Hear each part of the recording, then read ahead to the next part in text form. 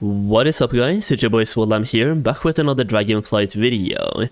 So this one is going to be a little bit different than my usual videos, and it's not just going to be a gold making video, even though I will touch on that subject slightly as well, but it will be more of a general Dragonflight video talking about the expansion itself, and basically I'll be giving my honest review on the expansion itself and my honest thoughts on Dragonflight so far. Now this is probably a topic that I should have talked about way earlier, and I should have rode. I should have jumped on the hype train while everyone had like their, what is it called?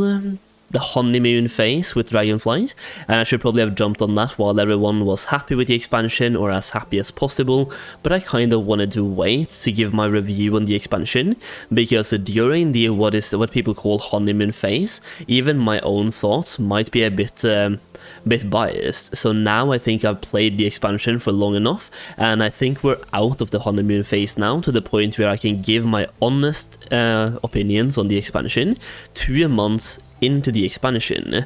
So here we go. The video will be a little bit all over the place, and I realize that people's opinion on the expansion will be heavily based on how you play the game. So for example, a person who mainly does arenas, rated battlegrounds and PvP will have a very different actual experience than someone who does Mythic Plus dungeons, and also someone who does raids, for example, or a casual player like me who just does professions, gold making, world quests and everything in the open world. So my experiences are my own, and I also want to know your guys' opinions in the comment section down below. So please let me know what you think about the expansion so far, and in that same comment let me know how you play the game, because I do think that is going to be a kind of key factor when it comes to if you have been enjoying the expansion so far or not. So let me know in the comment section down below, but here we go. Let me talk about my experiences so far. First of all, the new feature that we have so far in Dragonflight, or well, one of them, dragon riding. This is a very cool feature if you ask me, and I seriously love this one still. I don't know why, it just feels really incredible to fly around on my dragon, having the ability to fly way faster now than we used to. And I've gone back a couple of times to the older world, like for example, let's say you fly in Stormwind, or when the Darkmoon Fair is active, you fly from Stormwind to Elven Forest, and you realize how quick dragon flying actually is. Like, because we've only been in the Dragon Isles lately, I think I didn't really realize how fast we're actually moving, but when I went back to the open world, I thought like 280% speed was so slow. I found myself asking like multiple times, do I actually have 280%? It feels like I'm flying at like ground speed at a 60% mount, so this really feels amazing. You're flying much faster than usual. And while we're talking about dragon riding, I do want to mention the races that we have around the world as well. These are amazing. I don't know why I like them so much, but I just do. I like them a lot, and doing them as a world quest, you will get some easy Dragon Isles resources. There's a multiplayer element to this as well, and you can also have a single player challenge. So while you're doing these races, you will get a medal based on your performance. So you will get a bronze, silver or gold medal. So if you get a bronze, then next time you can try to aim for a silver one, and the time after that you can try to aim for a gold one. Past that, you also get timers as well, so eventually you will probably have gold, and you can try to beat your own best time so far this expansion, which I personally think is really cool. You can challenge yourself while doing some world quests in the open world, and it's just really cool for someone like me who doesn't really do any type of PvP or competitive PvE or anything. Just having something kind of competitive, and especially if it's against myself. I don't know why I like that so much, but yeah, it just provides a very cool kind of challenging element in the open world. And in my opinion, some of these races are actually somewhat difficult, or they're difficult the first time, then you learn the route, but like they're pretty unique, and I do like them. It's a new feature we haven't seen so far, and like now you can see I just barely got gold on this one, but now we have a personal best, and next time I can try to actually get a better personal best time as well on these dragon races. So overall, dragon riding in itself, big thumbs up, and the dragon races provide a kind of fun and unique type of world quest that we haven't seen before, which is once again a big thumbs up for me. I also kind of want to see dragon riding come into either future expansions or old content, even though that wouldn't really make sense because we're flying dragons in the Dragon Isles, so it does make sense for it to be expansion specific, but then again it makes the old regular mounts feel so slow when you go back to them. So it's a really cool feature that I hope they build further on, and it's a lot of fun so far. Now that is it for the dragon riding. I also want to talk about professions. So personally, I love professions, and I love the profession update we have so far in Dragonflight, having the access to Dragonflight profession specializations, and in the patch that is coming, where even like they're improving this. So like right now, for example, for tailoring, I need to have 75 skill to unlock my third specialization and 100 skill to unlock the last one. They are significantly reducing the requirements to unlock all specializations in the upcoming patch, and you'll be able to unlock all specializations at 75 skill instead of 100 skill. So that is a massive improvement, and a much needed improvement as well. So far, tailoring profession specializations have been a really cool feature in Dragonflight, and it provides a kind of important choice because you can't reset your talent points, so you have to be very careful where you put them. You want to do some research before putting them in, and that important choice also has been providing some very unique gold making opportunities so far this expansion, and people have been printing millions of gold by putting their profession talents correctly. Now it has also caused some chaos and some people getting really angry because they put them wrong based on either the wrong recommendations or not doing research before putting them in themselves. But personally, I think that's just part of the experience. It's kind of like trial and error, and if we weren't living in like the min-max community we're currently living in, or like the World of Warcraft, it's all about min-max, and if you make a mistake, you get angry for it instead of trying to learn from it. And personally, I love just making mistakes and learning from it, and having this professional specialization point system provides that experience of failing, learning from it, and getting better. And it also just provides further improvements to specializations or to professions, which is much needed for World of Warcraft, in my opinion. So overall, big thumbs up on professions. They're so fun.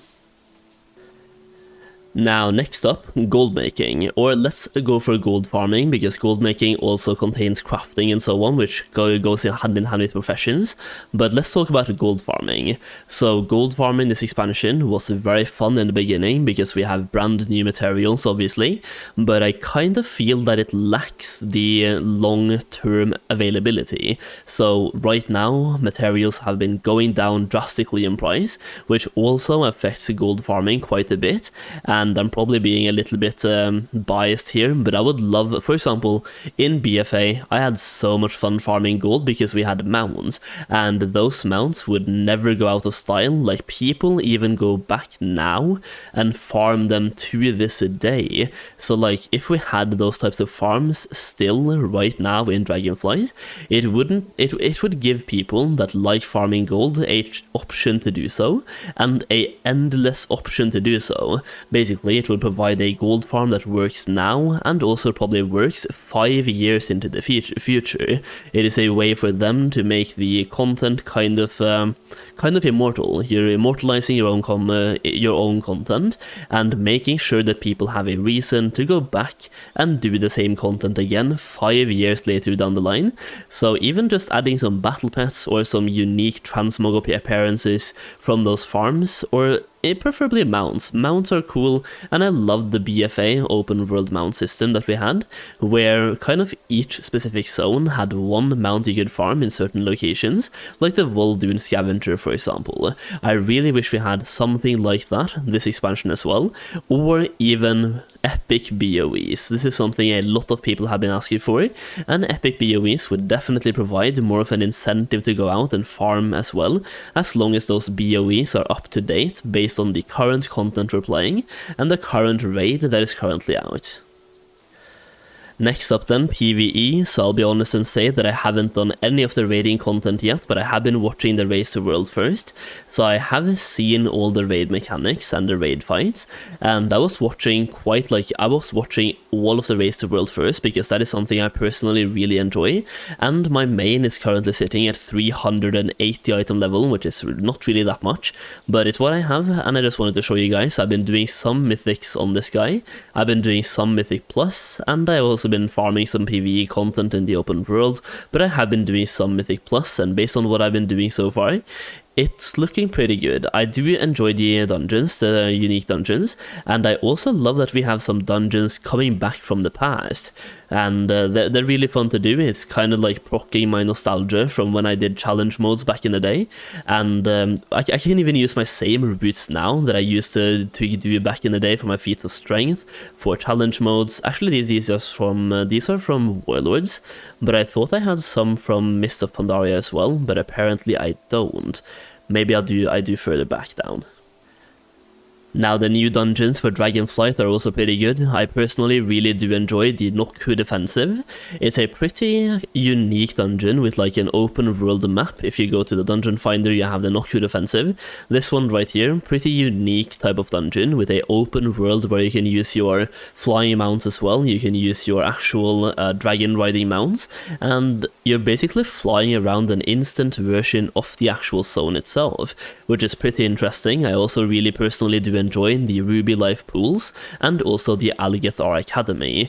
I will say though, during the first 2 weeks, that first boss, the tree boss in the Algathar Academy, was way too difficult on high keys, but other than that, like, that's been nerfed now, so it's a lot easier now and it's a lot more doable. Either way, the dungeons in Dragonflight are looking super good so far, and I can't wait to experience more of them. Now, one area of the game I haven't done anything in is PvP, so if any of you guys have done any PvP, then once again, please let me know in the comment section down below and give me your honest opinions on the PvP side of the game itself. I do think that's pretty much all I wanted to talk about in this video though. One more thing, the leveling process. Leveling process was kind of enjoyable, wasn't really anything spectacular, nothing new really. What I will say though is that it took just the perfect amount of time. It's like, it didn't feel like a chore unless you really hate leveling, but personally I really enjoyed the leveling process. Didn't take too long, didn't go too fast unless you were doing some cheeses basically. Some people got to max level in 1 or 2 hours, but if you leveled regularly, it was a pretty decent launch for the expansion, except for the boat bug, obviously. Either way, that's basically my review on the expansion, and if I had to give it a rating out of 10, I would give it a 9, a solid 9 out of 10. It is probably not my favorite expansion, but based on the last 3, it's my favorite, based on if you count Dragonflight as one of them, because Shadowlands I played for 2 months then quit, BFA I played for basically 1.5 months then quit, and Dragonflight we're 2 months in now, I'm still playing, and I have no ambitions of quitting anytime soon. I'm still really enjoying the expansion, and I'm enjoying Dragonflight right now way more than I was enjoying BFA and Shadowlands at any point throughout the expansions. So based on those 2 expansions, this one is drastically better, and yeah, solid 9 out of 10. Either way, once again, let me know what you think in the comment section down below, and I also want to do a shout out to everyone who's picked up my Dragonflight Gold Guide. So if you made it this far into the video and you've picked up the Gold Guide, thank you so much. The support really means a lot, and if you haven't picked it up yet, you might want to consider doing so if you want to make gold right now in the expansion, considering a lot of the gold farms we have right now in Dragonflight are losing their value super fast, but we have a couple of really good ones mentioned in that gold guide and the private Discord server that you get access to when you buy that guide. So if you want to check it out, the link will be down below, and other than that, I want to thank you all so much for watching this video and listening to my voice for the last 14 minutes. Either way, thank you so much, and I'll see you again very soon.